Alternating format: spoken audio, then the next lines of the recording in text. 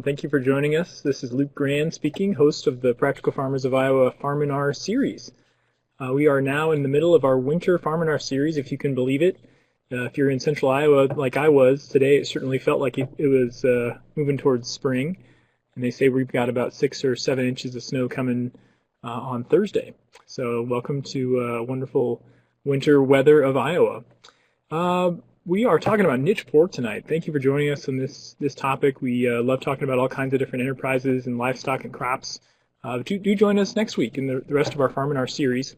We're going to be talking about pesticide drift concerns. That's our number one priority for our horticultural members, is concerns about spray drift. And also going to finish up the year talking about budgeting for success, adding a new generation to a row crop livestock farm, and land access issues, lease concerns, making sure you've got everything in writing the right way. We're going to have a lawyer, staff attorney from Drake Ag Law, on to talk with beginning farmers from Western Iowa about their land leases. A little bit about Practical Farmers, who brings you this webinar series. We value some really great things, and it holds together a big group of us, 2,500 strong now. And you'll see them on the screen here with some shots of our members. These things can keep an organization as diverse as ours, with folks ranging from a half acre of herbs to thousands and tens of thousands of acres of grain crops.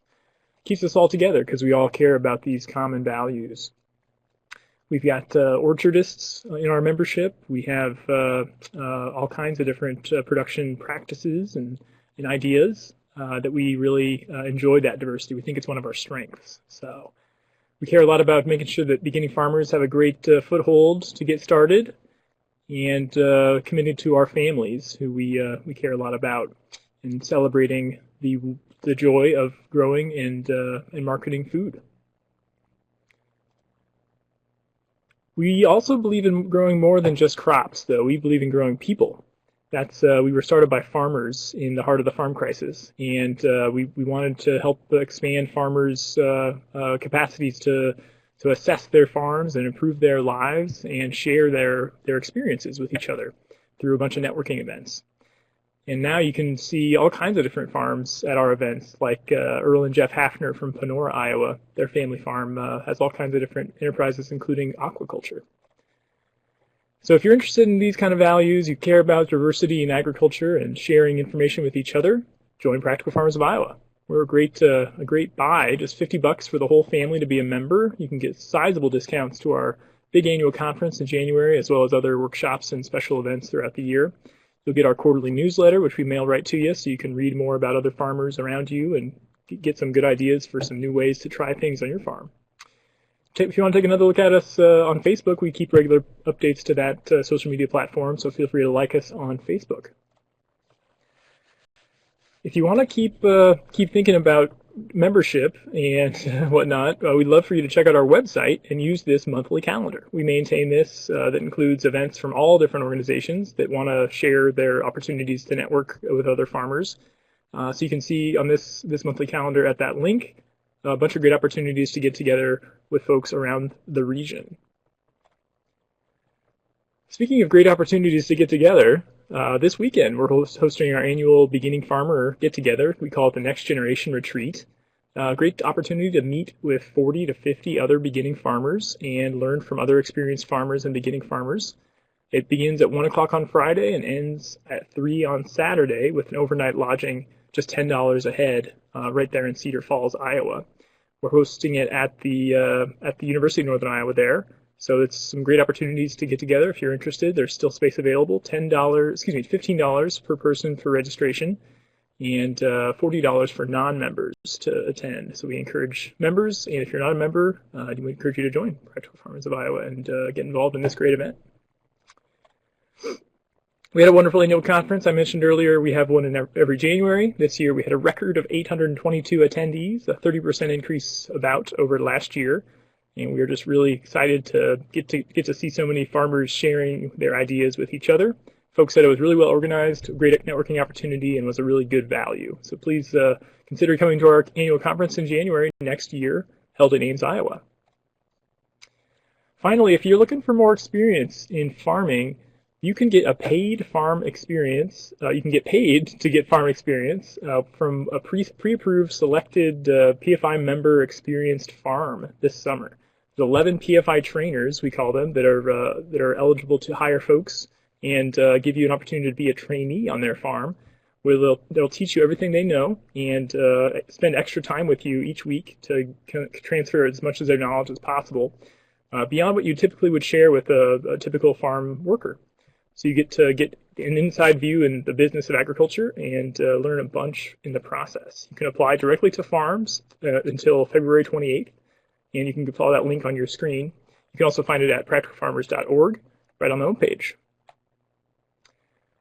A couple of things. I'll be gone for the next 2 weeks. Even though we've got 3 more weeks of Farminars, I'm going to have to step out and take a quick vacation with my wife. And so we're going to have Drake Larson, my colleague, step in and host the next 2 weeks of Farminars. I'll return on March 11th to host the final Farminar of the winter season. So thanks very much to Drake for stepping in, and you'll see him leading these next week and the week after. All right, that's enough out of me. Let's move on to our great Farminar speakers. Kate Edwards is going to begin and kind of give a quick introduction and overview of what the topics will be covered tonight in the order of presentation. And then we will reserve the final 30 minutes for questions from the audience. So without any more from me, I'll share this slideshow, and Kate can begin.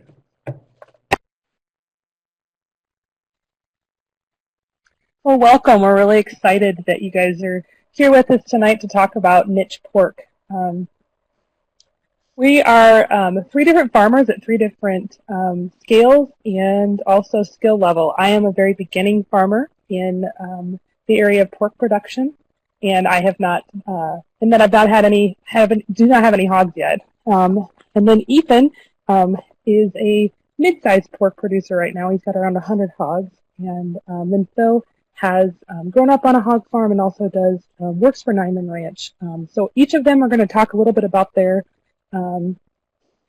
operations, as well as I'll talk a little bit about my vegetable farm, and then we'll get into some detailed questions about how to raise hogs. So we're first going to start with our summary of our operations, first with Phil, then Ethan, and then I'll talk a little bit about my farm. Then we'll talk about small-scale niche pork, doing a question and answer. Because I'm the beginning here, I'm going to ask Ethan and Phil some questions on this. And then we're going to transition into mid-size production and Niman pork production. And then Ethan, who's interested in getting into that, will be asking Phil questions. And then we're going to have an audience question and answer at the end, and like Luke said, we will have 30 minutes at the end for that. So Luke, if you want to transition to Phil's slides, he's going to start with his operation summary.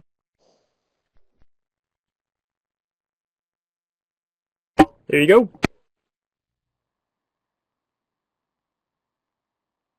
Okay, can everybody hear me? Yes, sir. All right. Thanks, Kate, for the introduction. My name is Phil Kramer. I actually live in Algona, Iowa, and help my dad with his farm outside of town. I call my little hog operation PDK Genetics. That's just my initials, and it's kind of something I put together a few years ago. This picture here is of a gilt that I actually showed at our National Hereford Show and Sale this last year. She was second in class and was champion best marked, which is kind of an interesting part of our show. We're probably the only breed show that has a best marked category.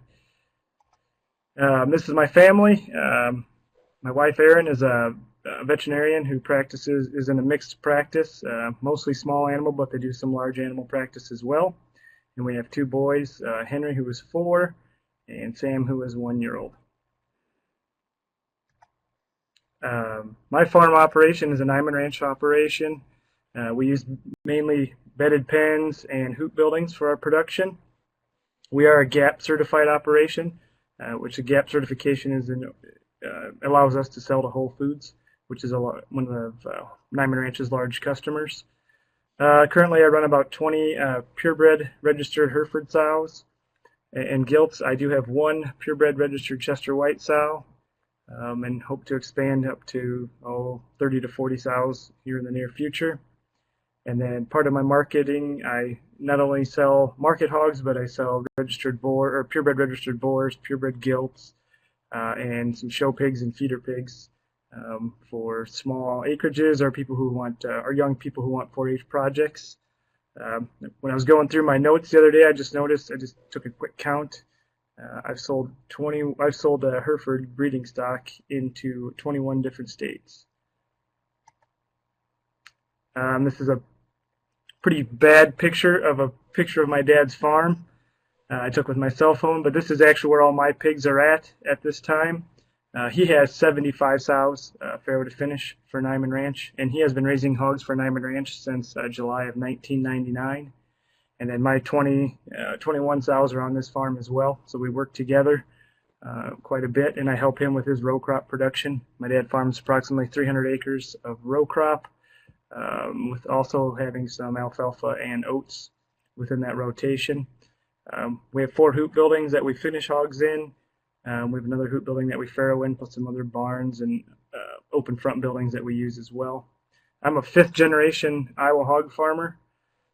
Goes back to, it might even be 6th generation. I talked to my grandfather, who's 92, the other night, and he couldn't remember if his great-grandfather had pigs, but he knew his grandfather, Isidore Kramer, had pigs. And the reason he knew that was because my grandfather told him an interesting story about how back probably just after the turn of the century, my great-grandfather Isidore, or maybe my great-great-grandfather Isidore, hauled pigs to market in a sleigh behind horses and was amazed how much money he got paid for those pigs. So I thought that was kind of an interesting story. I also have an animal science degree background from Iowa State University, and I've been a field agent with Niman Ranch for the past 10 years, and have worked in a couple other different types of hog operations over the years. Worked for a guy who had 850 sows farrow to finish during the summer while I was in college, and have some other experience in that area. So that is all for my operation.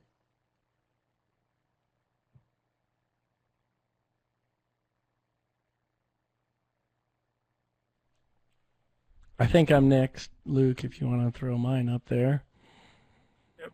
While it's loading there, my name's Ethan, and my wife and I have Crooked Gap Farm. There's some of our Herefords there. We also have Herefords on our farm, some of our breeding stock of which we've got from Phil and some of the other Hereford breeders in the state. Let me see here.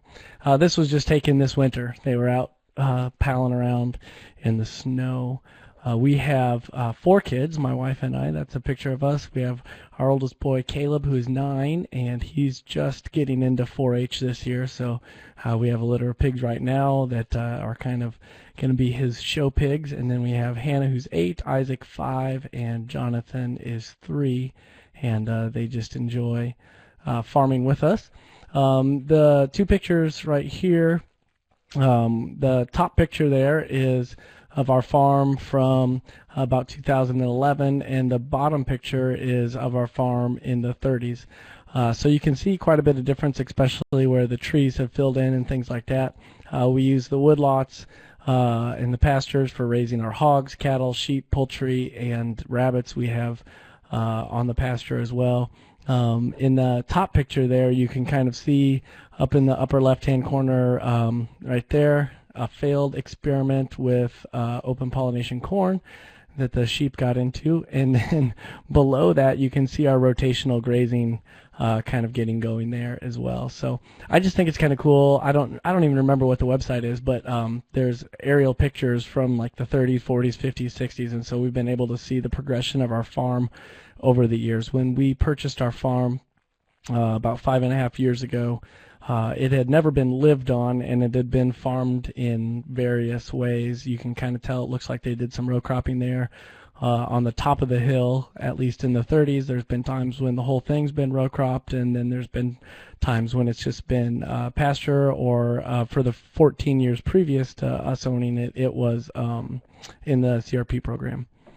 We do raise our hogs outside in the woodlots and on the pastures, like I said. We have mostly Herefords. This sow in the upper right-hand corner there, she got bred by accident, and She had a great litter of pigs out in the woods. She built the most amazing nest, and so she got to stick around, and she's just done a great job raising pigs. In fact, we've got some gilts that I'm keeping back that are half Hereford from her. You can see kind of some of our younger Herefords there in the bottom right. These are the litter that was born at the beginning of January, and then the one on the left is one of our Herefords out on pasture. I put this picture in here.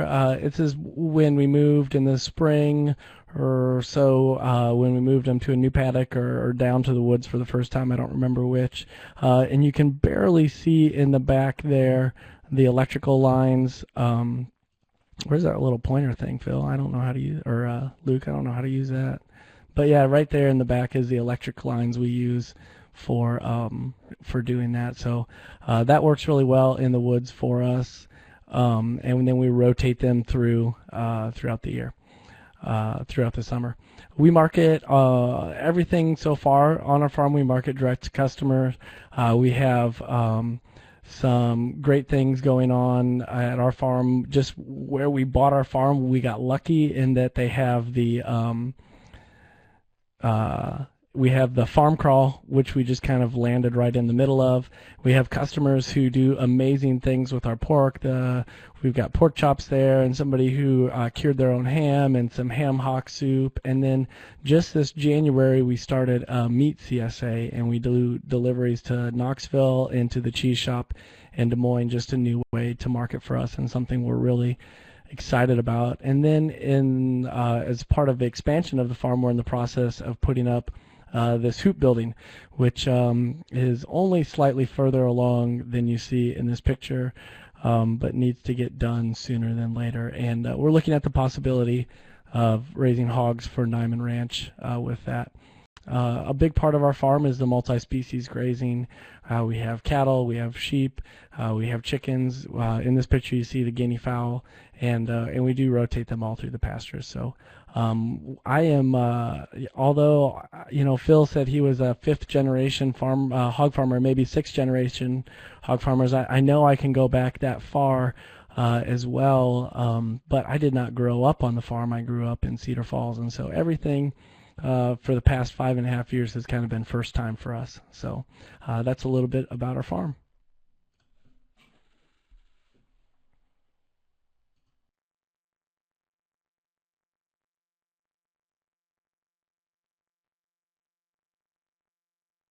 Great. Luke, could you bring my slideshow back up? Yep.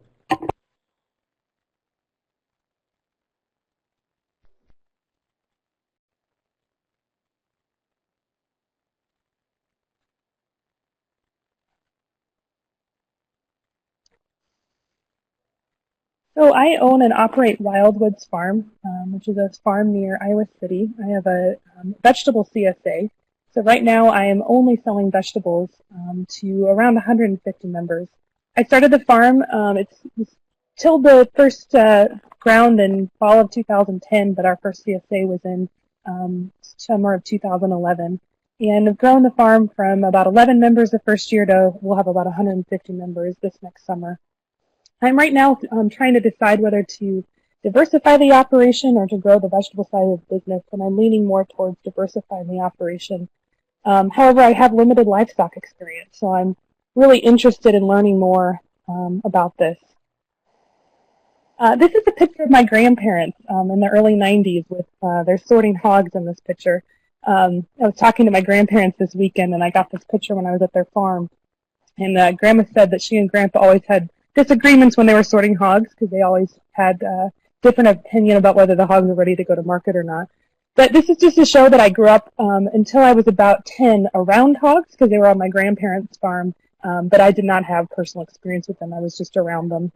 But there is also a sentimental desire to want to raise hogs because my grandpa was a hog farmer, among other things. So anyway, just kind of a fun family history picture. This is another picture of my grandparents and uncles and immediate family. And you can see my grandpa in the middle there. And the little girl next to him is me when I was about 3 or 4 years old. And this is right next to one of the hog buildings, I think, that's under construction. A few other things that I do. I'm involved in something called the Farming Institute. There's some websites up there that you can look at in terms of if you want to look more about my farm or the Farming Institute or the Facebook page. But we're going to go ahead and get started with the questions. So where do they come from and where do they go? That's what I want to know. Starting with before they get to the farm, while they're on the farm, and when they go off the farm. But I'm going to start with a couple of assumptions. One assumption is that I want to raise feeder pigs. So I want to get them when they're a young pig and then feed them out. I don't want to do a farrow to finish operation, at least to start with. I am very interested in starting really, really small, somewhere between 2 and 10 hogs. And although I have some experience being around animals, I don't have any direct experience with animals, so I'm interested in learning what I need to know to get more comfortable being around the livestock, also what things I need to be thinking about before they get to the farm, while they're on the farm, when they go off the farm. And also, I'm fairly comfortable with the marketing aspect of things, but I'm a little bit unsure of what types of regulations I might run into. So that's kind of the big picture for the questions I'm going to be asking. But first, before I start asking specific questions, I wondered if we could go back to you, Ethan, and if you could give me a little bit more overview on what it was like the last 5 years growing your operation from just a few hogs to 100, and kind of where you started and where you progressed on the Sure. hog Well, side. we started out with like 6 hogs, I think, and yeah, this is not the first 6 hogs there, but let me see. I think I had a picture. Anyways, we started with 6 hogs. These are some of the first ones right there, actually, on our farm, and we just got feeder pigs. We weren't even living on the farm yet when we got some of those first hogs at the farm. We just put up some cattle panel fence around where our garden is now, because we built the farm from scratch. We had no house, no nothing. And so we just put the pigs where the garden was, and we raised those 6 and sold them as wholes and halves that first year, and then started expanding into like selling some bundles of individual cuts. And then we did a farmer's market at the Living History Farms in Des Moines and grew our market a little bit, and then kind of worked our way up to the point where we were for the past 2 years full-time, and the previous year half-time at the downtown Des Moines Farmers Market. And we've really worked on, it's been one of our focus to have a diverse amount of sales. You know, we don't only want to sell individual cuts. We want to sell wholes and halves, and that's our goal, to sell more wholes and halves than anything else, and individual cuts and wholesale customers and things like that. So that's kind of where we got from the beginning to end. We kind of went from 6 to 20 to what we did almost 100 last year. And we started out with feeder pigs, and we still do buy some feeder pigs, but we also do some farrowing.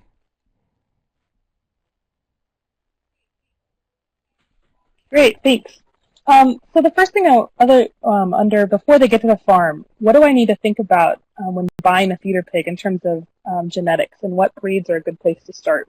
Well, I'll let Phil talk more about genetics, but my, I landed on the Herefords eventually, and I did a lot of research into different heritage breeds because our niche was definitely into the heritage breed realm, and I landed on Herefords in part because they were a breed that was developed in Iowa, raised when pigs were raised outdoors, and I just, talking to people and seeing them, I'd heard a lot of great things about the meat quality and how they were as far as working with them. But my advice is always just get pigs that are from a farm that raises pigs similar the way you want to raise, especially when you're starting out. I wasn't as much concerned about breed selection or genetics when I was raising 6 pigs as maybe I am now, when I'm trying to develop a sow herd of 16 to 20 sows. Why is it important to have feeder pigs that are raised on a farm similar to what you're looking to do? Well, for one reason would be that they're kind of used to the type of facilities that you might have. You could get pigs out of confinement, and they would be probably just fine out in an outdoor facility during the summer. But during the winter months, it might be difficult for them to acclimate themselves to your type of facilities. So it's usually best if you can get something that's going to easily transition from one farm to another farm. Um, One thing, going with and finishing on the genetics, we're talking more about genetics. One thing that Ethan has there is he's got a niche within a niche because he's marketing a specific breed, which I think can be a very good sales pitch or sales item. But at the same time, if you're looking at just having like 2 to 10 pigs, any breed would probably do okay. I would recommend something that is either, out of a Duroc boar, Berkshire boar, or Hereford type of boar, because those are the breeds that are known most for meat quality and have the most scientific data in regards to meat quality and taste test panel results.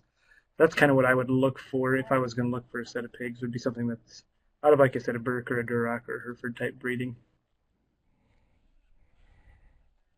What about how docile they are, how hard they are to work with? Is there any particular breeds that are easier to work with? Yeah, go ahead, Phil. I'll let you go first. Okay, from my experience, I did have Berkshires and Herefords at one time. And the Berks had great meat quality. I did not particularly like working with the Berkshires myself. I thought they balked, and by balk I mean it seemed like they were harder to move around than my experience with my Herefords. I very rarely do I have an issue moving Herefords around, but we do have a lot of, we've got some, facilities that are made. Obviously, we've been running. My dad's been raising hogs on that farm that I showed there since 1975, so he's made quite a few adjustments and changes. We have a hydraulic hog cart, which is a cart that goes behind the tractor and is, with the hydraulics, is able to be lowered or raised in order to load pigs at ground level instead of having to have them go up a chute or jump into a trailer. So you can do quite a bit of different things, but facilities can make a big difference, almost more probably than genetics do. I think so. We've had Tamworths, we've had red wattles, we've had Hampshires, and I've had people, my dad always says, Hampshires are the meanest, pig-headedest pigs there are. But then at the same time, when my wife and I lived further north in Iowa, one of our friends had an old genetics line of Hamps that, were absolutely amazing for him. And so I think, a lot of, like Phil said, facilities do go a long way. But I think the Herefords are very docile. Phil and I have met at, in front of Farm Store in Ames and swapped pigs between his pickup bed and my trailer. And it just happened, they just walk out. Oh my goodness. I just think of the first time you came and got that bred gilt from me, Ethan. Yeah. And how easily we loaded her up. But that is one thing when I meet people, and I meet quite a few people in parking lots or at their farm to unload pigs, or we back up trailers or something, and it's the first thing a lot of people notice is that, boy, that pig moved real easily. Like, they're kind of amazed by how easily and how often I don't have to, put much effort into moving the Herefords from one pen or from one trailer to another trailer. So it's just something about that breed. I don't know what it is, but I think maybe it's just been the selection over the years. That's a pretty amazing story, meeting in the parking lot to transfer from the trailer to the truck. So can you tell me a little bit about when I start, if I just want to get up to maybe 6 feeder pigs to start with, can I do it with my pickup truck, or do I need something more than that? We live in Iowa. There's probably as many stock trailers per county as there are people. In some places, I would just find somebody to help, for as much as it would, just cook them a meal or trade them some vegetables, or you're pay them $25 or depending on how far you got to go, whatever. But that's not a purchase I would make right away. I don't. This picture on the screen right now has 2 trailers in it. The one at the left I'm the 3rd generation of book farmer to use that trailer, and that's the one that I used to start our farm with, and the wiring on it was, basically zip-tied wires running to the back and rust holes on the sides and things like that. You could do like a pickup bed box or something like that, but it'd almost be, one of the difficulties that Phil talked about is true, is pigs don't like to go up. And so unless you have a good way to load them into that and out of that, I would just find somebody to help you. Yeah, I mean, that's what I would kind of agree with. I mean, the one thing that when you're picking up feeder pigs, I've had a number of people that have come to my farm or I've met somewhere, and they just made a nice wood box that slid into in between the fenders of their box of their truck. Then you can put 5, 10, 15 feeder pigs in there at a time. But for transporting, that'd be something you could do pretty inexpensively. But for transporting pigs to market or to the locker, yeah, I would just find a friend that's got a trailer. I mean, like Ethan said, there's probably more trailers per county than there are people. So I would just wait until then. Yeah, especially when it comes to taking them to process. That becomes more difficult there. But yeah, I mean, I'm always about doing things as inexpensively as possible, especially if you're just starting out. Great. So now that I've figured out what I'm getting and how I'm going to get it, once I get to the farm, I want to figure out whether I'm even right to raise hogs. I was talking to Tom Franzen, a longtime PFI farmer, a couple weeks ago, and he says when people say that they want to raise hogs, he always asks them first, am I right for raising hogs? So I'm asking you guys, how do I know if I have the skills in order to be successful raising hogs, and how do I know if I'm right for it? I read a lot of books, and then I found out that I didn't know anything still.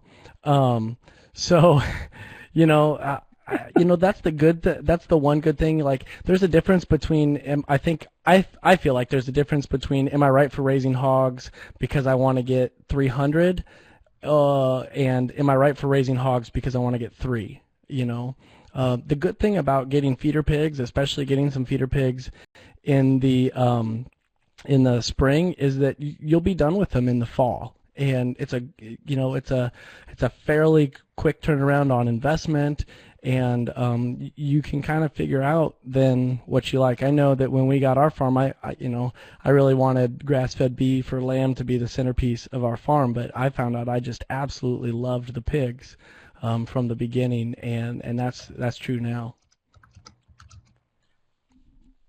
For me, I've been working with pigs since probably as much as I can remember, and I work with quite a few Niman Ranch farmers, and there may be some guys I work with that maybe shouldn't have pigs for some reason or another. But I think I think a good experience would be having some feeder pigs and just seeing what you think about them. Like Ethan said, the turnaround's pretty quick on the investment, and you could probably figure out within a couple weeks if it's something you want to continue to do, or maybe just it was a one-time thing. Can you talk a little bit about the people that you say maybe shouldn't have them? Is that because of their temperament or other? I would take temperament as part of it, but just having the day-to-day husbandry. I'm one of those that I'm probably late for something because I was out doing chores, and I'm more concerned about that than I'm more concerned about getting chores done properly than I am getting to a meeting, where some guys maybe that isn't the top priority for them. Not that they're not good stockmen, but it's just they don't maybe finish things as thoroughly as they should. Sure, patience is a key. I found that I don't do very well moving, a 3-year-old sow if I just try to muscle her, as opposed to patience. Yep. Patience and having lots. In terms of having patience and having lots of gates that can be swung pretty easily. Gates. Helps out quite a bit.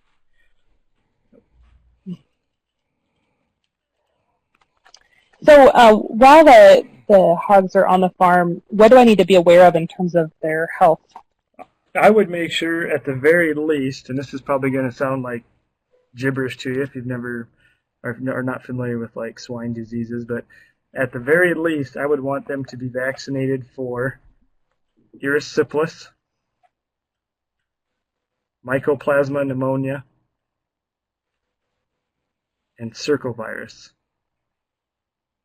Those 3 things at the very least. Ileitis would be another good vaccine to have for them to have, but it's not, is the one that they would have to have. And then I would look into, initially when you bought them, if they've been dewormed at all. And if you're going to have them on dirt, in my opinion, deworming them every probably month or every 2 months from the time you get them till the time they go to market.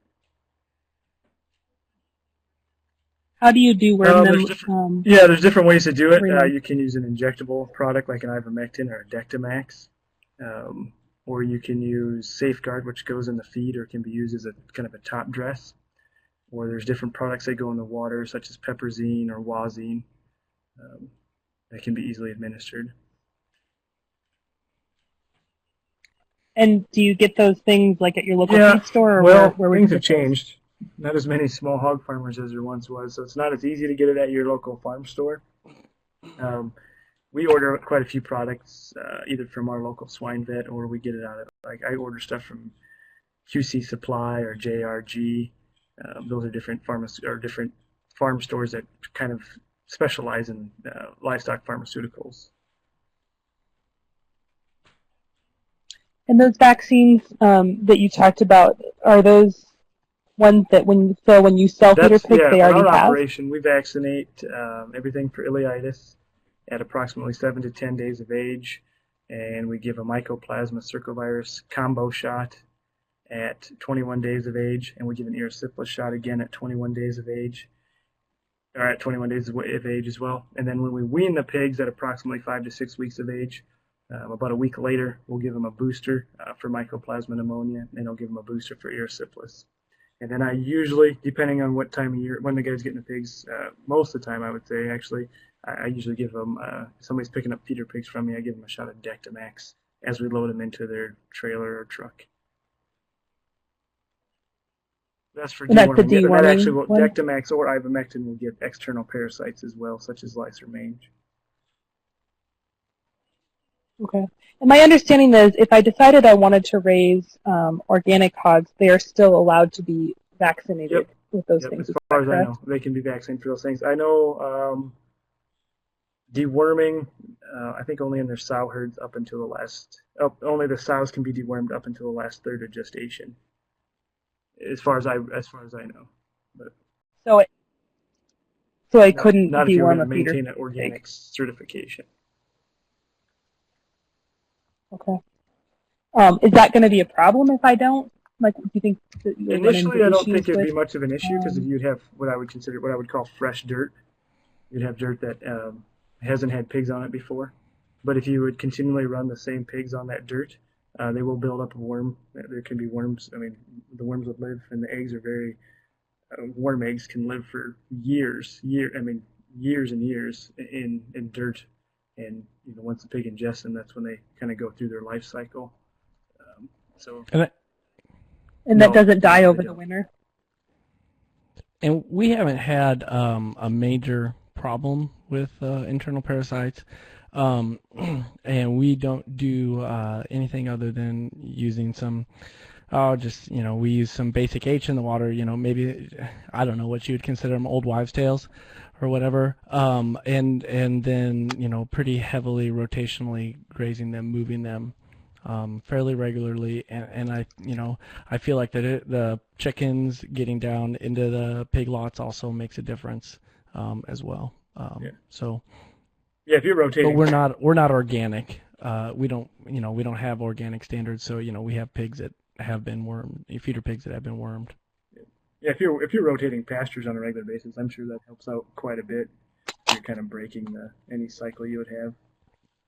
Yeah, and that's kind of where the chickens come in, because they'll come and dig through, and because there's also corn in the remains of the pigs that the pigs leave behind when they move to the next paddock, so they do a really good job of breaking that up. So besides making sure that they're vaccinated and that the deworming happens, what other things should I be thinking about in terms of their health? Fresh water. Yeah, fresh water. Go ahead, Phil. I was going to say a good shelter. Something that, especially if it's colder out, is something that's draft-free and have access to dry bedding. Fresh water, obviously, all the time. Something like that, Phil? Yeah. Something like that. It's got 2 walls to it and a little bit of a roof, so it works out pretty good. Yeah. Well, that hay bale counts as a wall. It's got 3 walls. So it's got 3 walls. Yeah. I don't know, but yeah, something that's draft free. Or in the summer, if it's warm out, you need to be able to open the building up so that there's plenty of ventilation, so that the pigs can get a breeze going over them. Fresh water, like Ethan said, there's probably nothing more important than that. Make sure the feed is well stored so that there's no birds getting in it, or if you have mice or other rodent problems, and make sure they're not getting into it. So. Yeah, and I would, as far as, because we take our hogs down to the woods as soon as we can in the spring, as soon as some forage is growing, and, it's just not crazy muddy down there that they will tear everything up in the first hour. But we'll leave some sows, or every once in a while I'll bring some pigs up to the house, and when they're up at the house, they don't have the shade that the wood has, or that the woods have. And so, a shade shelter, but also when I have some up at the house, the past couple of summers especially, we've had some really hot days, and I'll turn a sprinkler on for them and make some wallows for them. I find that important too. Yeah, wallows help out quite a bit, keeping them cool. We'll run a lot of box fans on our farm during the summer, at least for our sows that are farrowing, and to keep a steady breeze over top of our sows during the hot weather. Where would you plan on keeping them, Kate? That's kind of what I wanted to go into next, is talk about facilities. I've thought about things in the woods. I've thought about rotational grazing. I've thought about a small little lot, with just a couple. So just kind of wanted to talk through the possibilities and hear more about what I need to think about facilities. What's worked really well for us, and I don't have any pictures on this slideshow, but from that first slideshow that I put through, having the pigs in the wood, the electric has worked really well for us. As long as it's on and it's hot, I really don't have a problem with pigs, and even sometimes when it's off, because they do get used to it. What I do is, if I have some pigs that haven't grown up around the electric, I do have a training pen with cattle panels on the outside and then an electric wire on the inside that I train them to. But after a week or two in that, which I always want to have some pigs quarantined for at least a couple weeks before I put them in with the rest of the herd, they're completely trained to the electric and respect it very well. And then I run what I call semi-permanent paddocks. They're nothing fancy. I attach insulators to trees and T-posts and run irregular shaped little paddocks through the woods, and that has worked it's worked really well for us. I don't have a lot of problems with that, and it's fairly inexpensive, and then it allows me to rotate them. And I notice a very substantial drop in my feed bill compared to the number of pigs I have in the summer when I have the pigs out on the pasture and in the woods. I do think they get at least some amount, and I've seen kind of a 30%-ish drop in their feed consumption during those times. How high is the wire? I usually have I use the paddocks for various things, and so I have 3 wires. That one's fairly low, and that one you have to keep checking, because what I found is they'll root right up to the edge and flip dirt onto that wire just to make me angry. And then another one's maybe a foot up, and then I've got a couple higher wires, because I will run the sheep and the cattle in there just to flash graze them. But if you were just doing pigs, you could probably get away with 2? One or a couple wires. There's quite a few pasture farrowers that I work with, and they'll run one wire at 6 inches off the ground for the younger pigs, basically, and they run another wire, I think approximately 18 inches off the ground for sows and older market pigs. Yep, that works great. And like I said, the only reason I have 3 or 4 wires is because sheep do not respect it as well as the pigs, or at all. And how large are these paddocks? Half acre or less. We try to move them, or I've got some bigger ones that, sometimes, early on, especially when we started putting the first paddocks in, because putting the paddocks in required, clearing some paths and things like that. That took a while, cutting down some trees and shrubs and stuff. And so, I've run paddocks as big as 3 acres or so, and as small as, a quarter of an acre. But again, there'll be 60 pigs in a paddock sometimes. That first year, Ethan, when you started with 6 hogs, were they just in a pen, or did you have them on a paddock? Yes, all of the above. we kind of had them in the garden area, and then we had them in a bigger area. Those first 6, I don't think we took down to the woods, though. They were all just kind of up on the grass, and we just kind of expanded the area as needed.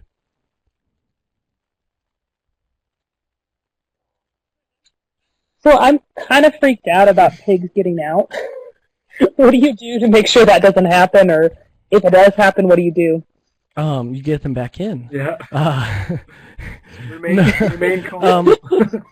Yeah, exactly. Remain calm. They'll eventually start walking, and you can catch up to them. But no, the biggest thing for me is, and I do a podcast and I share hard lessons learned, and I have hundreds and thousands of hard lessons learned from 5.5 years. I brought a couple sows to the farm, and I thought, I have this little electric paddock up by the house, and I'll just put them in that. Even if they get out of that, how far will they go? And the sow walked out of the trailer, walked 20 yards across this little paddock. Its nose hit the wire. It ran straight through that wire, all the way down the hill, 300 yards down the hill, touched another wire, and was just gone. So that's where my training comes in. And when I do that training, and my fence is on and there's not shorts, I do check my fences often.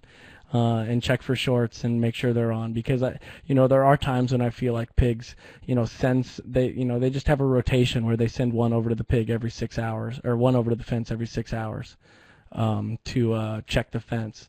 But I don't have pigs get out, but I have pigs get out of hog panels, 16-foot hog panels with 6 posts per panel.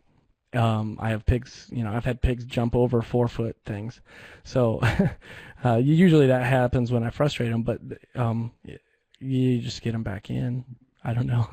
I don't have like these great facilities, so like Phil does. Yeah, well, they still get out at our farm. It's usually when I forget to shut a gate.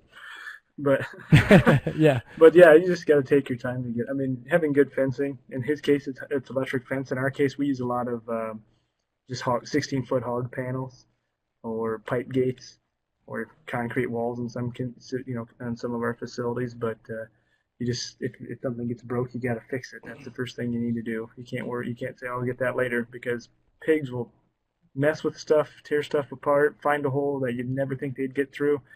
They're just curious animals. They're intelligent animals, and they'll figure that type of stuff out. So if you do have fencing of any sort, just make sure it's well maintained and properly taken care of.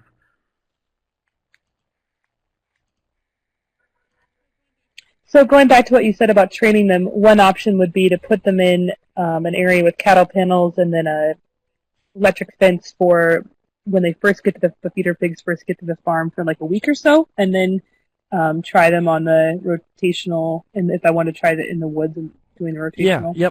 Yep. I just build we have a corral up by the house that's maybe 3 panels long by 1 panel wide. So you can, like 48 foot by 16, and we can put a wire in there or a couple wires in there, and they'll learn really quick. Basically they'll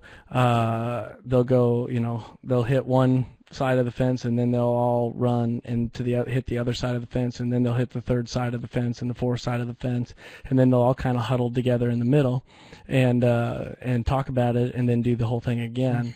But honestly, I mean, I do it for a week or two, and they probably learn their lesson after a couple days. And if you want to test it, if you want to see how well they're doing, you could, after a few days of them learning what electric is, you could divide it down the middle and see if they stay on their electric side if you want to feel confident in sending them out.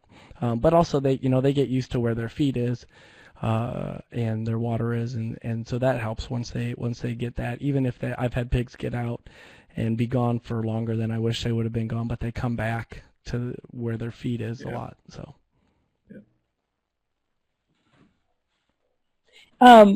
So moving to feed, what do I need to think about ration? Well, it kind of depends on what your goal is. Like for Niman Ranch, we're an antibiotic-free, all-vegetarian program. Sometimes that can be difficult to find, but you'd probably want to just first of all, if you're going to have a smaller operation like that, I would find a small mom and pop feed mill that's willing and cordial to work with. Because if from working with a number of Niman Ranch farmers, especially guys that are, maybe only got, in our case, 10 or 15 sows, working with a larger feed mill doesn't always work out very well. They just don't want to deal with that, deal with the smaller producers. So finding a good, like I said, mom and pop type of shop is a good way to start.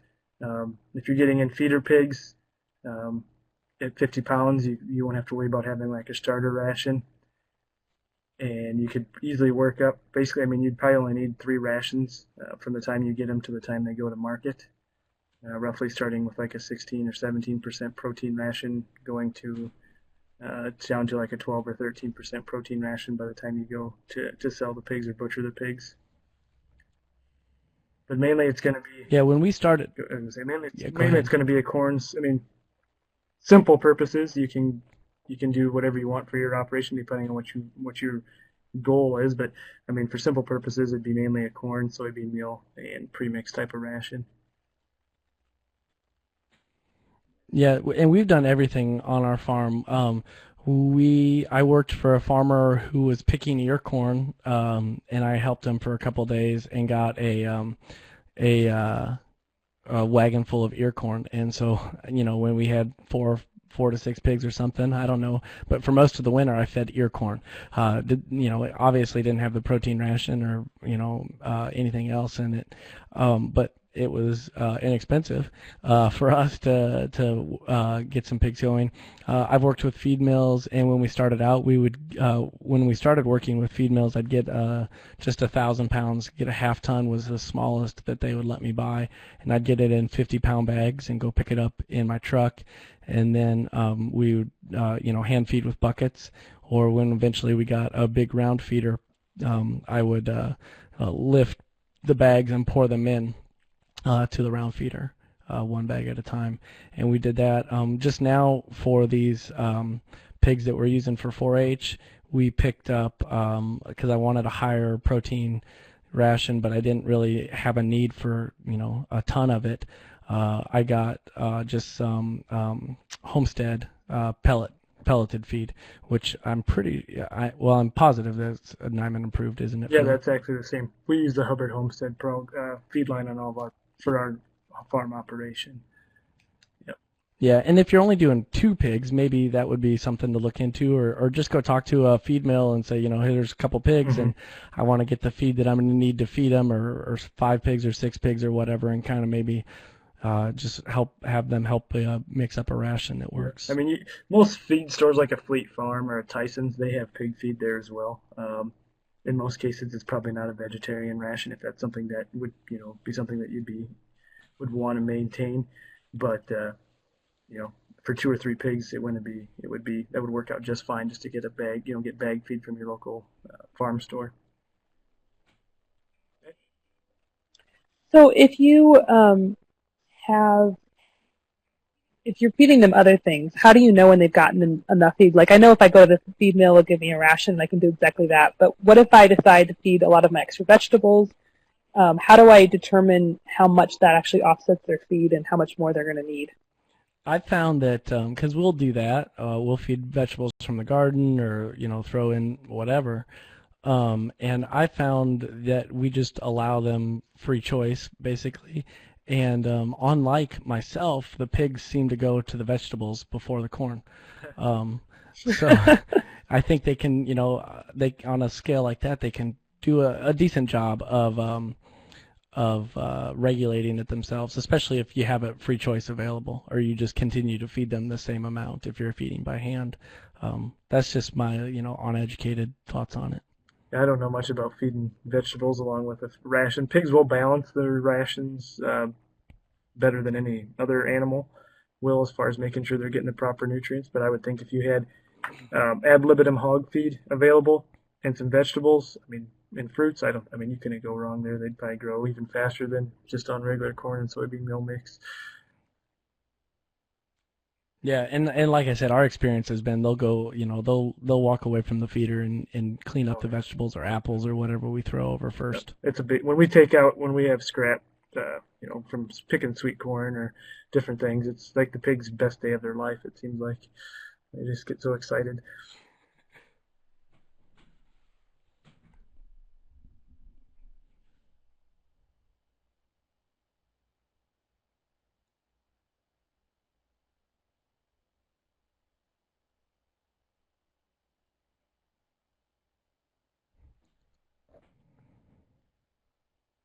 Did I lose No, I'm everybody? still here.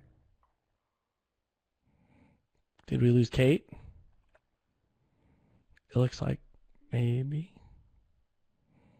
Luke, did we lose Kate? Oh, yeah. Looks like we lost Kate. She'll be on. Thank you. All right, no problem. Well, I'll just, one of the things Kate talked about was facilities, and like this picture right here was some pigs that I had in the winter, and obviously I just put up some windbreak and a top and some bedding, and it kind of worked out for us. That was early on. This is one of our farrowing huts that we use with a Hereford in it there. And, this is like the Cadillac of some of our facilities on the farm. I just built 3 of these over the past couple of years. They're 8 by 16 with a floor in them. And this one, that's the inside there. It's got rub boards inside, and I can divide them in half if I want to put some sows in them for farrowing and things like that. But go ahead. Looks like Kate's back.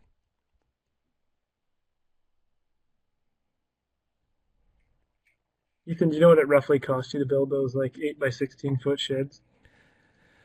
Yeah, those 8 by 16 sheds, and so like some of them I built with, laying around stuff, and some of them I built with, like this one here in the picture looks like all new stuff, and it was roughly around 300 to 400. Oh, that's not too bad. But it's not too bad.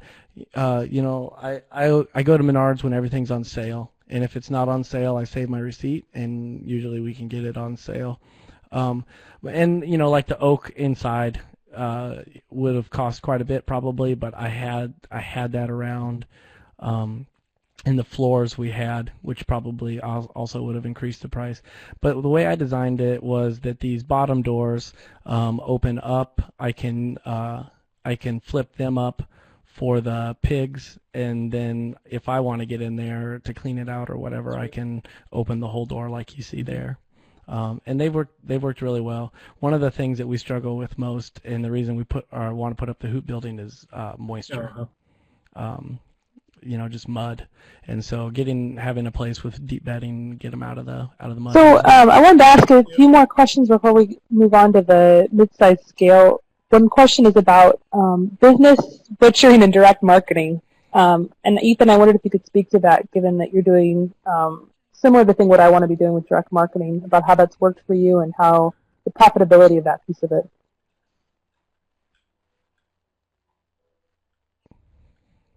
Sure. Well, my feelings are that the most sustainable way for the pigs, the people, the land, the everything is wholes and halves. It really encourages the end consumer to use the whole pig instead of filling up my freezer with maybe hocks or something, shanks and things like that.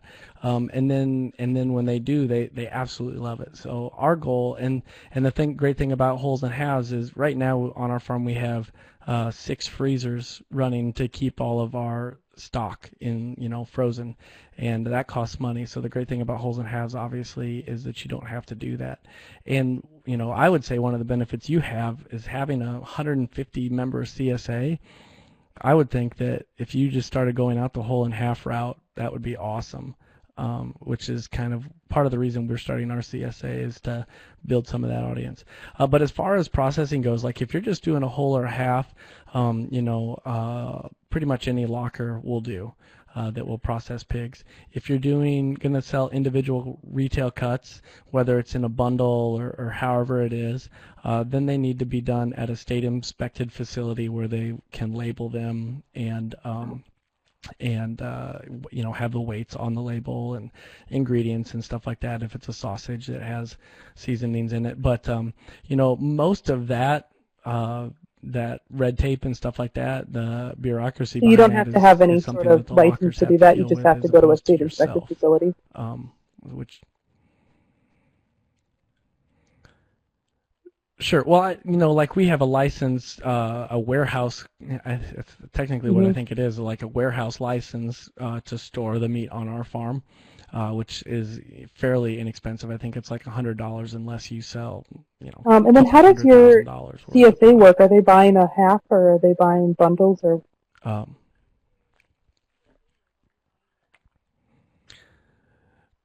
It's shares, and so the CSA model is something that we wanted to.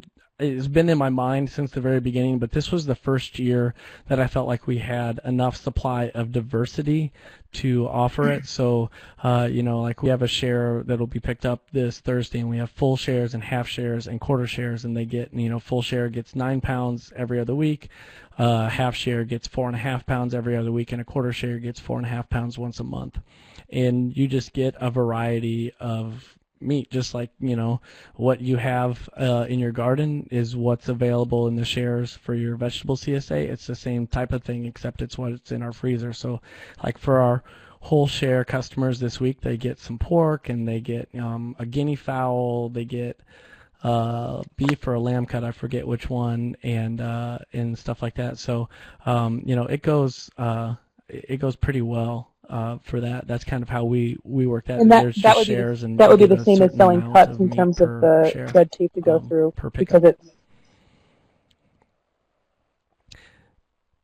it's. Yep, you'd have to have a warehouse license, which basically, like I said, you pay the money, they come and they look at your freezers, and it's kind of funny, they just, well, everything's frozen in there, perfect. And so, can you tell me why you said that the wholes and halves were the best when you're just starting the CSA? Is it because you don't know about the CSA yet, or do you still think wholes and halves are the best to sell? I think wholes and halves are the most sustainable, because there are times of the season that ham doesn't sell as well as pork chops, or there are times of the year where ham hocks or fresh pork shanks don't sell as well, and you just bypass all of that inventory management side when you're selling wholes and halves. And with like a ready-made customer base like you have, that's already used to you and knowing what you do, you'd probably have a waiting list and could build it slowly over time. I've often said that we could do our farm full-time on 100 customers if they bought a whole hog, a half a beef, a lamb, a turkey, a few chickens, and eggs. Maybe eggs every couple weeks. That would be enough to support our family with just 100 customers, and but if I want to support the whole family, selling individual cuts, I have to have hundreds of customers. And it's less labor. There's quite a bit of inventory management.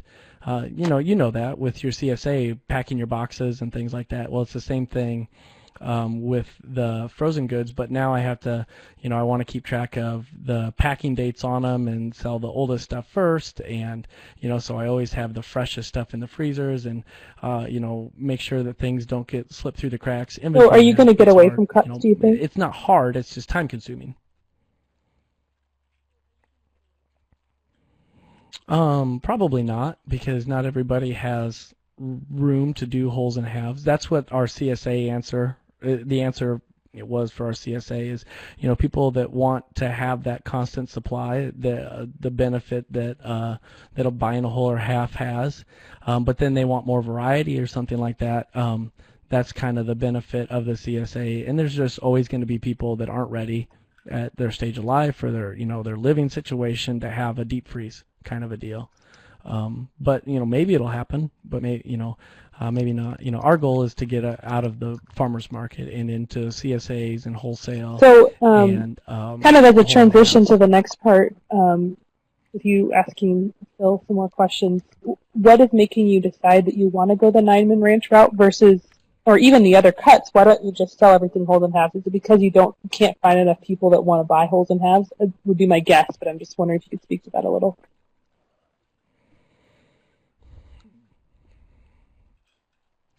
No, it's actually, we can't produce. We're not producing as much as our demand is right now. We've grown slowly on purpose because I don't want to outpace our demand, but I also don't want to outpace my skills. Um, but the Niman thing all comes about because our bottleneck for expanding our operation has been winter, where we keep the pigs in the winter. And so we put up or we're in the process of putting up that hoop house, and so then we're not going to keep pigs in it all year long. We'll take them out in the spring and only bring them back in the winter. So then the question becomes, what do we do with this empty hoop house?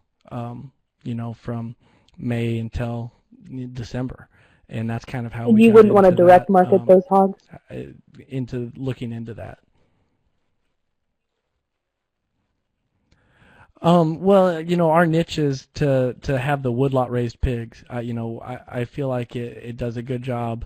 Yeah, that's what our niche is, and that's what we like. And so we're just, if I could raise, another 100 pigs this year, I could probably sell them direct marketing.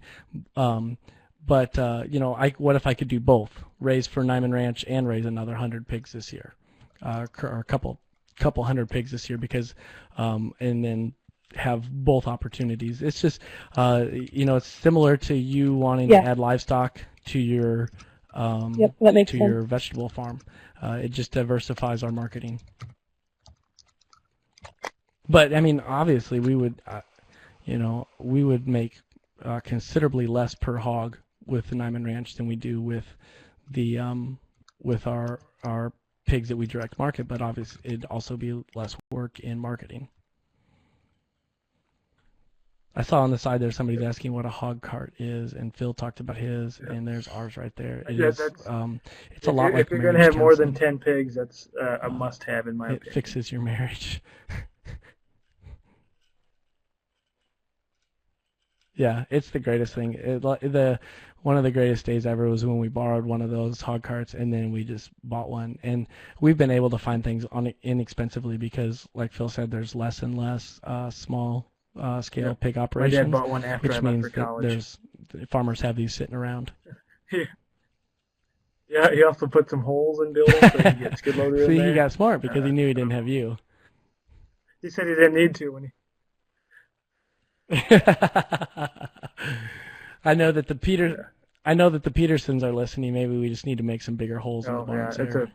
And you can find pretty decent My wife ones says if you're married, you need a hog cart. Depending on how many hogs you are, and and maybe it's not as reasonable, but I think I picked one up for like $300-400 on a farm sale. And mine, yours is a little bit nicer than the one I got. Yeah, that's kind of what or something. But that's what ours was right there. Yep. Yeah. As far as my questions about Niman Ranch, we've got about 22 minutes left, I know, Luke, and so let's take some time to answer some of the questions in the chat box, because I know there's a good group here, and so I just want to answer some of them. I know that there's been a lot of questions going, but I've missed them, and there's a lot of conversation. So if you have a question, why don't you? I've been trying to track them a little bit too. Okay, go ahead. If you want. Yeah, go ahead. First one I have. Covered this one, but from our friends in the frozen north of Minnesota, what would be a good hardy breed for our cold climate up there and up north? Yeah, we were. They were looking at temps of minus 39 with wind chills to minus. Yeah, we were negative. Yeah, we were negative 20. Go ahead, Phil. You've had that. I mean, we've been down to negative this year. 40 with the wind chill, and with good facilities, it seems like your colored breeds, your Herefords, your Durocs, Berkshires, those type of pigs are a little bit red wattles. Those type of animals are probably more suited for outdoor facilities, specifically in the winter times. They have a little bit heavier hide to them and usually carry more back fat than your white breeds like your York or Landrace.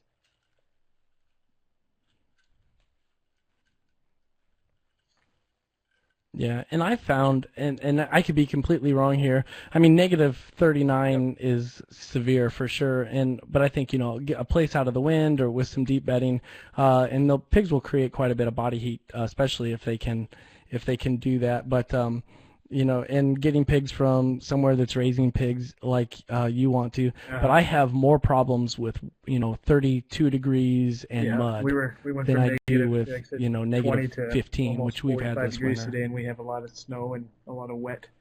But pig, like Ethan mentioned, if you can get a pig out of the wind and have bedding and dry and decent ventilation, not a draft, but like keeping air circulated, like a monoslope building would allow, that is, some key things to keeping a pig pretty hardy.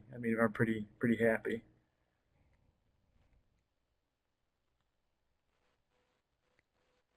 Yep, absolutely. How about raising your own forage crops? That's something that we're going to be doing this year a little more than we have in the past. And it's not something that I talked about it on a podcast episode once, but I don't remember which one that was because I did a lot of research for it then. But out in front, especially if we raise hogs for Niman Ranch, out in front of the hoop building, we have maybe 3/4 of an acre to an acre that I was going to plant to, tillage radishes and different legumes and things like that. I know, maybe Phil can talk about it because he's more in tune with the Niman Ranch side of things. But I know when we went up to the Practical Farmers event at John Gilbert's, the farm by Iowa Falls that raises Niman Ranch and has dairy cattle, he talked about his forage mix. Yeah. He talked about his forage mix. We don't and pasture legumes farrow in and our things like operation, that but a lot that of he the guys has that for his there's a number of pastures. guys I work with that do, and I can't think of exactly what's all in there. A good place to get it from, because I know a lot of my farmers do purchase their pasture seed from there, is Albert Lee Seed House, which I'm sure a lot of you are familiar with. They have, and I was just looking at their catalog the other day. They do have what they call a hog pasture mix, and I should have looked closer at what was in there, but it's got a number of different things in it. Yeah, Walt just mentioned on here, I think there's rape, field peas, oats. That's, a lot of that combination of things is in there. Clover, alfalfa. So. Yep. And you want something that's going to have different different species that are going to be kind of, some are cool season, some are warm season, so that you kind of continually have some type of vegetation throughout the summer. Yep. Yeah, absolutely. Awesome. Did we cover the barrow question about the barrowing the males? Castrating pigs, is that what we're talking about? If you do. Love doing that. I was going to say, if you do, I'll have you come up to my place, dude. What was the question? They were just wondering. No, you castrate them yourselves. Why are we not? Yeah. Obviously, we castrate all castrate our pigs. them. Other Phil than I keep some boars, obviously does. because I do sell some purebred Bill. boars, but we castrate all of our male pigs. The reason we castrate our male pigs, the main thing is boar taint. That's if you take pigs up to the market weights that we do today, which is in that 270 to 300 pound range, those pigs that are not castrated will begin to have what they call boar taint or smell like a boar, and their meat will have, in a lot of cases, will have that boar taint flavor, which is not desirable by by most people. I do know in the European Union that they don't do as much castration. But they market their pigs at a much lighter weight. They market their pigs closer to 180 to 200 pounds. And there is one product, and I'm drawing a blank on it, and there's not a lot of they're just starting to get research into it, but there is a vaccination, and I'm air quoting that vaccination product that's out there from Zoetis, which was a division of Pfizer, that you can use to inject your male pigs, to make them infertile and not have boar taint, but there's still quite a bit of research to be done on that product.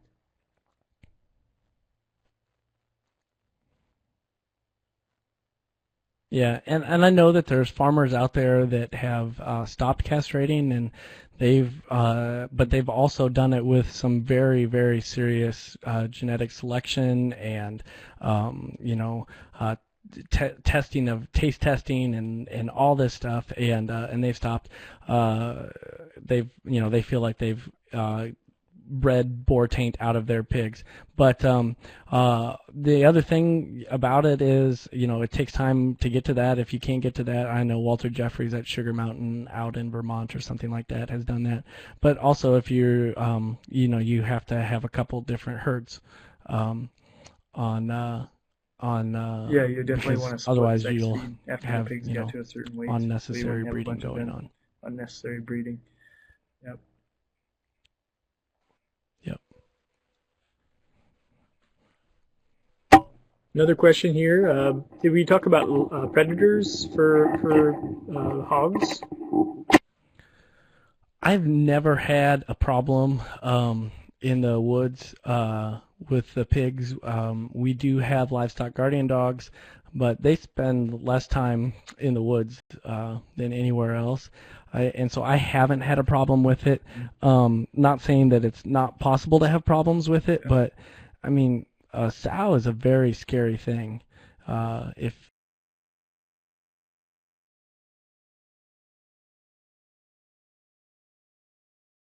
If you want to mess with her pigs in a mean way. And so I do think that is a deterrent for some predators. I know I work with some of my pasture farrowing guys through Niman Ranch. They'll talk about having issues with coyotes. And from guys that I've talked with, the time that you have the most problems is when that sow's farrowing.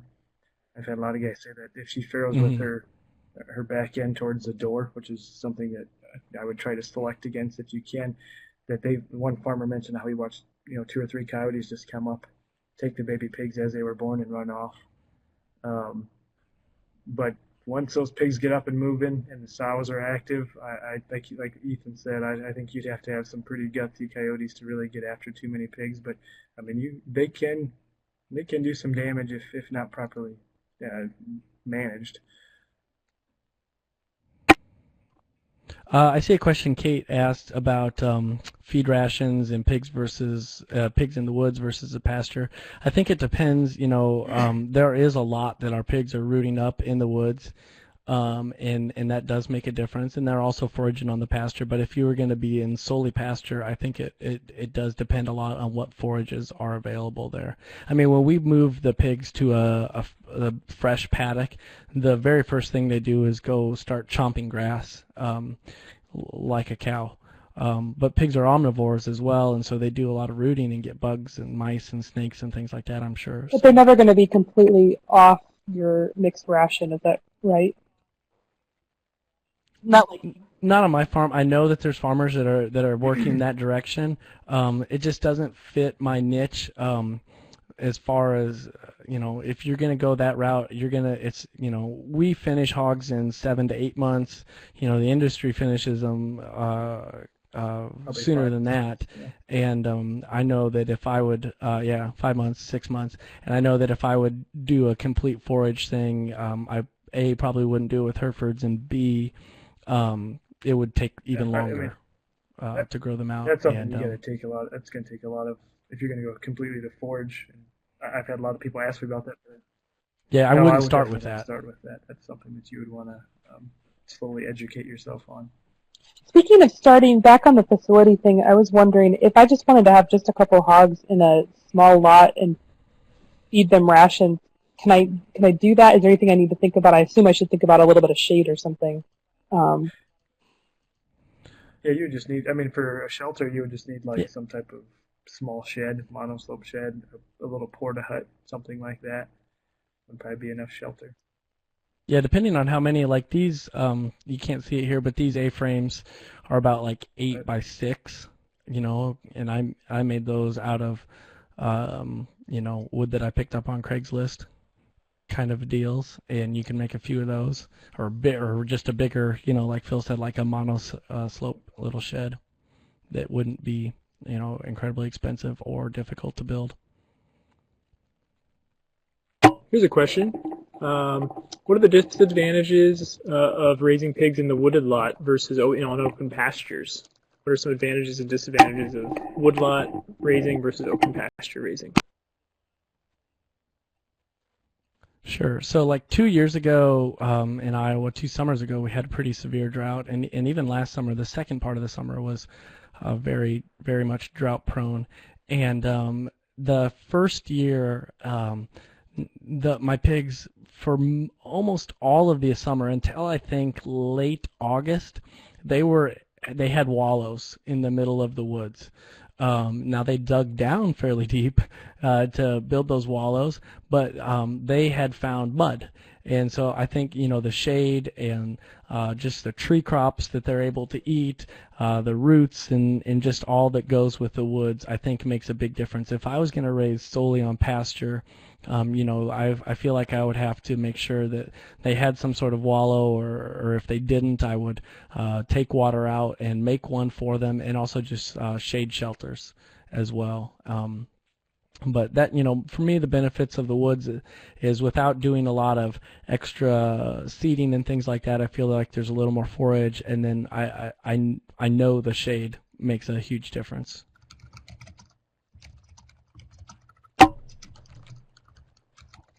Do you want to talk a little bit about the hoop building project and your goals with that? Sure. So we're building the hoop building ourselves, and my wife linked, if you scroll back up on the chat box here, but we just have a website, crookedgapfarmhoophouse.com, which has lots of information about our hoop house. Our building's going to be 30 by 72, which is fairly industry standard. How big are yours, Phil? Our 4 finishers are 30 by 72s. Yep. Yeah, I think that's like the sweet spot for that was the very pricing. first size that I think they ever came out with when they did research back in the early 90s. Yep. And so what we'll do is we'll have that deep bedded. Talking with Phil and I have emailed back and forth, or I guess I've asked Phil a lot of questions. I went with tongue and groove wood sides, and then at the front of the building we'll have a concrete raised floor with 2 waterers one water on either side of the building, so that I can divide the building down the middle if I'd like, and have water, automatic waters, and they're frost-free automatic waters on either side of the building, electric-free as well. And then out in front of the building, we will have a concrete pad. I will feed them my plan is to feed them outside of the building as opposed to inside, so that our pigs will have access to outside at all times throughout the year. As well as in the winter, and then have basically doggy doors for the pigs in the winter to go in and out. I've talked with Phil and other people that have hoop houses a lot about ventilation and the key of having ventilation at the top. My plan is to use a corner of the hoop building for farrowing in the winter. Our eventual goal is to have groups of 4 to 6 sows for farrowing, and so just an area for that with our huts inside, and then give them one of the waters, and then have grower pigs on the other side. But like I said, our biggest problem is mud and cold in the winter, wet, cold. I don't have as much problems when it's 7 degrees as I do when it's 32 degrees or 28 degrees and sunny. And so having that concrete feeding floor, and in the winter, if it's muddy, not allowing them out onto the pasture, I think will make a big difference. Question for Phil. Phil, do you want to talk a little bit about kind of like the opportunities with Niman, and explain some more, go into more detail? Yeah, I mean, we're looking to expand, and we have been for the past few years, but we have a lot of really good opportunities right now for new farmers. A couple of them that we have is if somebody's wanting to start farrowing for us and want to and be a farrow to finish operation, we're willing to. Niman Ranch is actually setting up. They'll give you a loan of $250 per female that you want to purchase and raise to be a sow. So $250 per female for 11 months at 0 interest. We do have growth bonuses. So for any new farmer that starts raising pigs for us, we pay them an additional bonus price per pig above our already Niman Ranch premium price.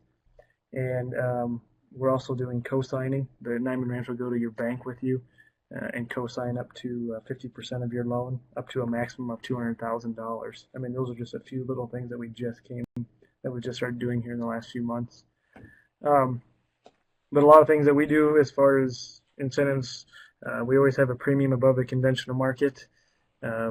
and it varies depending what the conventional market is. But one thing we've done the last 2 years with the price of feed being as high as it is, as compared to the conventional market, we just kind of threw that all out the window, and we've been setting a base price based off the price of feed and the price of corn and soybean meal to ensure that our farmers are at least getting some type of profit, maybe not a huge profit during the high feed costs, but are at least getting some type of profit all the time. Great opportunities. Wow. If the Petersons or any of the folks want to ask further questions about the Niman opportunities, let us know. Ethan, what do you think about the question from John? Yeah, the warmer and wetter. In the summer, I don't have as much a problem. Obviously, especially when we're farrowing out in the woods and in the pasture, there needs to be places for them to be dry and get dry. But that's one of the benefits about being in the woods is that there's elevation differences. So there's always a high spot, and the pigs find that high spot when it's like that, and that's one of the benefits. Obviously, if I was just having them in a mud lot, even if it was hot, I don't think it would be as good as if they were just on mud all of the time. But in the woods, they're able to get to the high spot, even if it's only slightly higher than the rest of the paddock, and do pretty well there. Oh, at 32 and wet versus 7 degrees. Well, when it's 7 degrees, everything's frozen. When it's 32 degrees, that top layer of melts and it gets muddy and then it cakes on them, and it's not healthy. I mean, I think about myself. I wouldn't want to be around in that kind of a deal. Chores are a lot more fun when it's or maybe not 7 degrees, when it's 15 degrees and sunny, than when it's 32 and sunny or 28 and sunny, because it's your boots. I mean, if you think about the fact that if it's 7 degrees and sunny and there's not much wind, and you've got plenty of layers on. For example, like a pig would be in bedding, he'd have that'd be his layers. He can stay fairly dry and warm.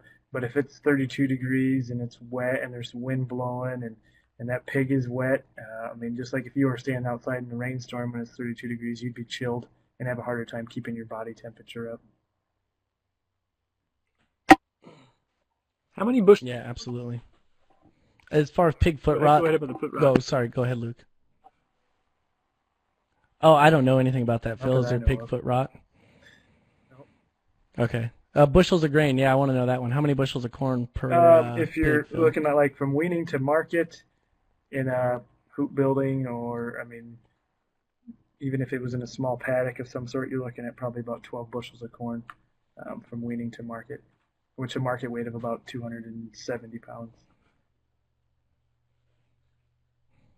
Okay, cool. Chores, Kate. I have pigs all over the farm right now, so I have pigs that I hand feed with buckets, and I do that at least twice a day. Especially, I've got some feeder pigs that I'm hand feeding right now, so I just keep their feeders full all the time. I've got some sows that'll feed once or twice a day, depending on what the weather's like sometimes, and I do watering that way. I also do have big round feeders, and I do have a feed wagon, and I fill those feeders up, and then obviously I don't have to do them as much, but I do check the pigs multiple times every day just to make sure everything's hunky-dory. On our farm, we walk through the pigs twice a day, morning and evening, depending on what stage of production the pig is in. It's either hand-fed or it's on a self-feeder. And then throughout the day, as weather changes, or we check adjusting buildings for ventilation, turning in summer, we turn on fans, that type of thing.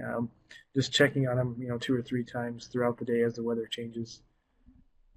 It's not always possible if you work off the farm. You got to make sure you make the best adjustments or best changes before you leave for the day. Yeah. Yeah. I see one about the energy-free waters. I have not used these yet for the pigs, so I don't know. I know with the cattle waters, and I think a lot of it depends on your climate. Here in southern Iowa, I think we can get away with something more than in northern Minnesota. But the ones we have the basically they take ground heat and use it. And so like on our cattle waters, I might have to go knock off half an inch of ice or a quarter of an inch of ice in the morning, and I assume that will be the same thing with the pigs, and maybe less because my pigs seem to drink water more frequently through the night than the cattle do.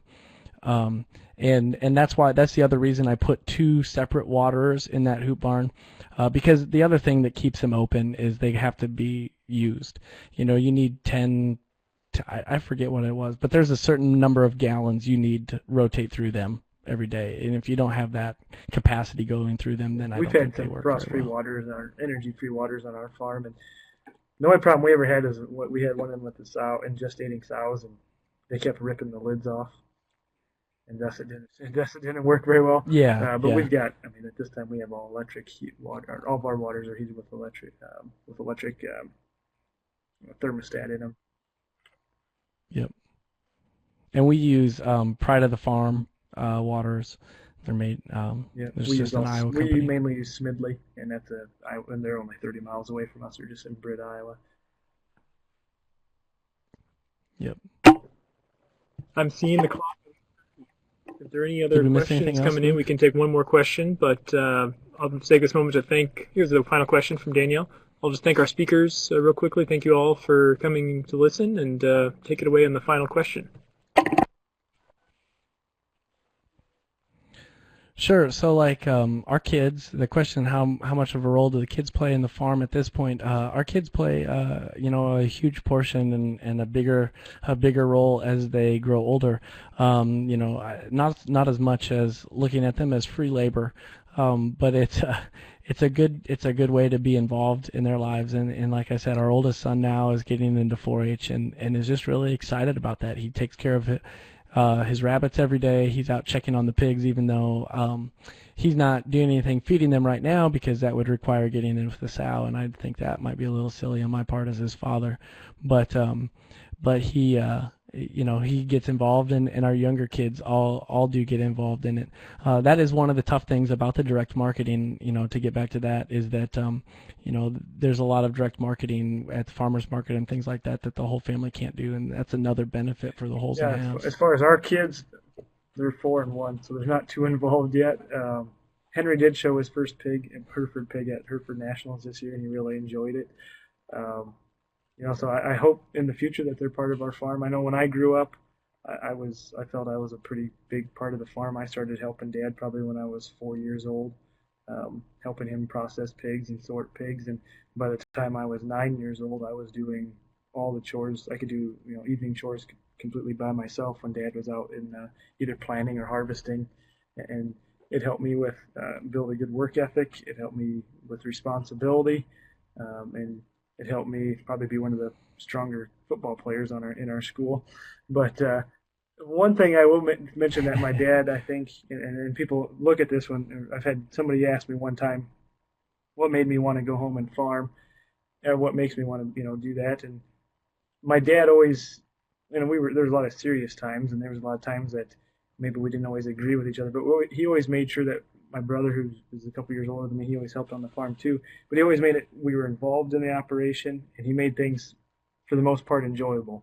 We were cleaning out a building with pitchforks, but we had the radio on, and we were always kind of just talking and just having we took something that wasn't very fun and we made it into something that was at least somewhat enjoyable. And you got to do it. You can't just make it into work. You got to make it into, make it so it's, in my mind, make it so it's part of their life, not just work that they have to do in order to get done with the day. Phenomenal. This is so great. Thank you very much all for being with us. Join us next week. We have three more Farminars for the winter series. And stay in touch with these great farmer leaders who want to share and ask more questions with you. Thanks. Have a great night. Thank you, Ethan and Phil. You guys were great. Appreciate all the answers. Yeah, thanks, Kate.